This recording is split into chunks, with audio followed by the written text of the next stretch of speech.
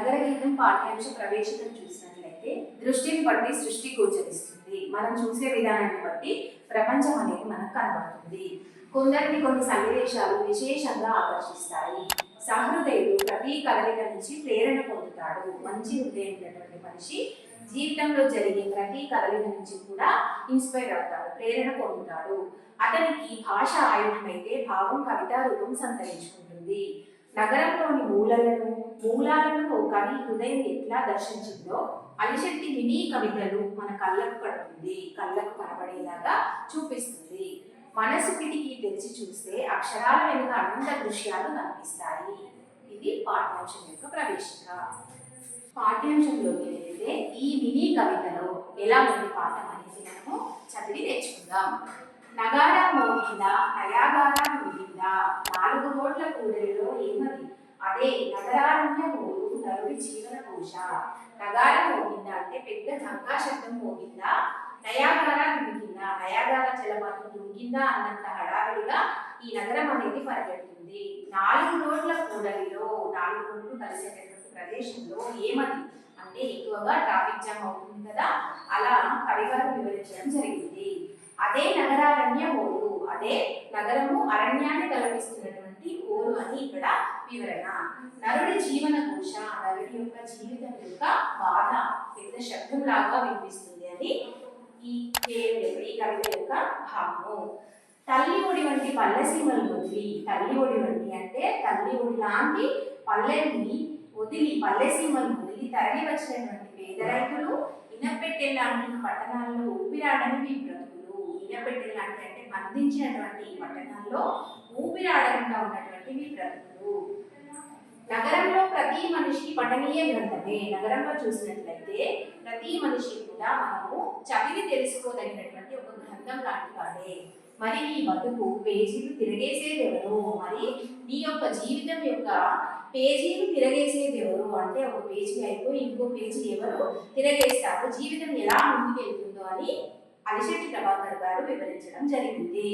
ఉదయమే బస్సుల్లో రిక్షాల్లో పేవ్మెంట్లపై విరబూసిన కాన్వెంట్ పువ్వుల సందడి, రాలే చదువుల పొడి అంటే ఎక్కువగా డబ్బు వెచ్చించి గొప్ప గొప్ప పాఠశాలలో చదివించాలని ఉత్సాహంతో ఇక్కడికి వచ్చి చదువులు చదువుతున్నారు. ఉదయము ఎలా వెళ్తున్నారు, బస్సుల్లో రిక్షాల్లో పేవ్మెంట్లపై విరబూసినటువంటి కాన్వెంట్ పువ్వుల సందడి. పిల్లల్ని ఇక్కడ పువ్వులతో పోల్చడం జరిగింది. రాలే చదువుల పుప్పొడి, రాలే చదువుల పుప్పొడి అంటే చిన్న పుప్పొడి లాగా చదువు అనేది వస్తుంది. తక్కువ శాతంలో మాత్రమే మనకు చదువు అనేది వస్తుంది, ఎక్కువ మొత్తాల్లో డబ్బు వెచ్చిస్తున్నారు అని అలిశెట్టి ప్రభాకర్ గారు వివరించడం జరిగింది. సిటీ అంటే అన్ని బ్యూటీ బిల్డింగ్లు కావు, అటు భవంతులు ఇటు పూరీలు, దారిద్ర్యం సౌభాగ్యం సమాంతర రేఖలు. సిటీ అంటే నగరం అంటే అన్ని అడ్డమైనటువంటి భవనాలు కావు, అటు భవంతులు ఇటు పూరీలు. పేదవాళ్ళు ఉంటారు, ధనికులు ఉంటారు, ధనికుల యొక్క భవంతులు ఉంటాయి, పేదవాళ్ళ యొక్క పూరీలు కూడా ఉంటాయి.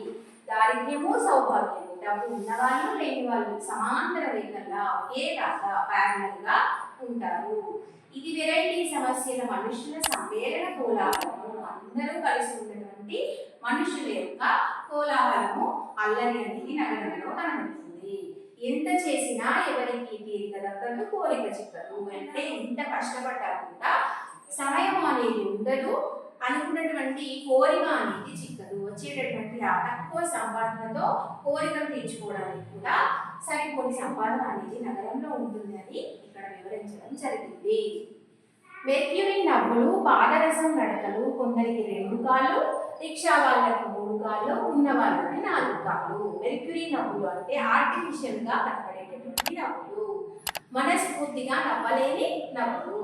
పాదరసం నడకలు అంటే పాదరసం ప్లేస్ లో ఒక ప్రదేశంలో పోసినట్లయితే ఎలా అయితే వెళ్తుందో జారుకుంటూ అలా నడకలు సాగుతూనే పరిగెడుతూనే ఉంటాయి. కానీ కొందరికి 2 కాళ్ళు, 2 కాళ్ళు అంటే మోటార్ బైక్స్, రిక్షా వాళ్ళకి 3 కాళ్ళు, ఉన్న వాళ్ళకి 4 కాళ్ళు, ఉన్న వాళ్ళకి 4 కాళ్ళు అంటే కార్లలో వెళ్తారు. నగరంలో అన్ని పక్కలా సారించాలి మన చూపులు, నగరంలో అన్ని చుట్టుపక్కల చూసుకుంటూ మనం వెళ్ళాలి. సారించాలి అంటే చూపులు చూసుకుంటూ వెళ్ళాలి, గమనిస్తూ వెళ్ళాలి.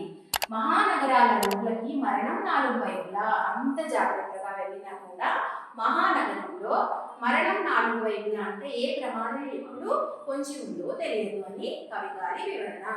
నగరం అనే మహావృక్షం మీద ఎవరికి వారే ఏకాకి. నగరం అనేది చాలా పెద్ద వృక్షము, కానీ అక్కడ ఎవరికి వారే ఏకాకి అంటే ఎవరి ఇళ్లలో వాళ్ళే ఉంటారు, కానీ అందరూ కలిసి ఉండలేరు, కలిసి మాట్లాడుకోలేరు, కలిసి పనిచేయలేరు అని అలిశెట్టి ప్రభాకర్ గారు చక్కగా ఇక్కడ వివరించడం జరిగింది.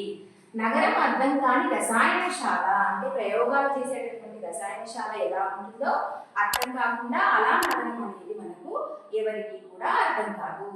నగరం చిక్కు వీడని పద్మవ్యూహము. పద్మవ్యూహం అంటే ఏంటి? దారి తెలియనటువంటి ఒక ప్రదేశము. పద్మవ్యూహం అనేది దారి తెలియకుండా ఉన్నటువంటి ప్రదేశము. అలా నగరము చిక్కు వీడకుండా ఉన్నటువంటి ఒక పద్మవ్యూహం. అందులోకి వెళ్ళామంటే మనకు బయటికి రావడానికి దారి అనేది కనబడదు అని ఇక్కడ ప్రభాకర్ గారు, అలిశెట్టి ప్రభాకర్ గారు చక్కగా వివరించడం జరిగింది.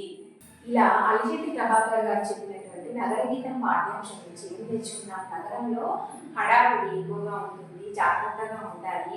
నగరం అనే మహావృక్షం మీద మనం ఎవరికి వారే ఏకాకిగా బ్రతకవలసి వస్తుంది. చక్కటి పల్లెటూళ్ళను వదిలి ఇక్కడికి జీవన ఉపాధి కోసం వచ్చి ఎన్ని కష్టాలు పడుతున్నారు అని చక్కటి మినీ కవితలు అలిశెట్టి ప్రభాకర్ గారు వివరించడం జరిగింది.